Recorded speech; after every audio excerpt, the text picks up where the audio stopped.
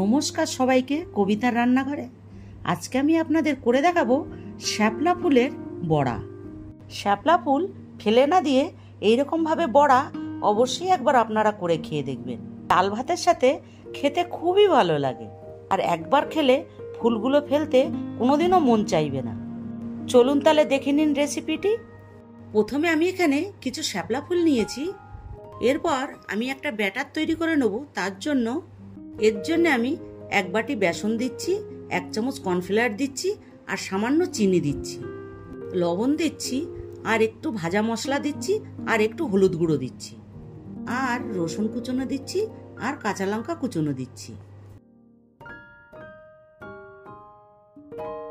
এরপর অল্প জল দিয়ে আমি একটা ঘন ব্যাটার তৈরি করে নেব।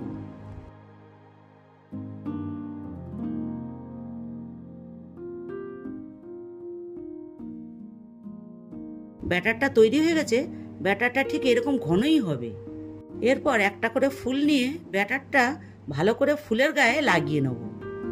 এরপর আমি এক সাইডে তেল গরম বসিয়েছিলাম, তেলটা গরম হয়ে গেছে। এরপর আমি ব্যাটার লাগানো ফুলটা তেলের ভেতরে দিয়ে এক এক করে ভেজে নেব।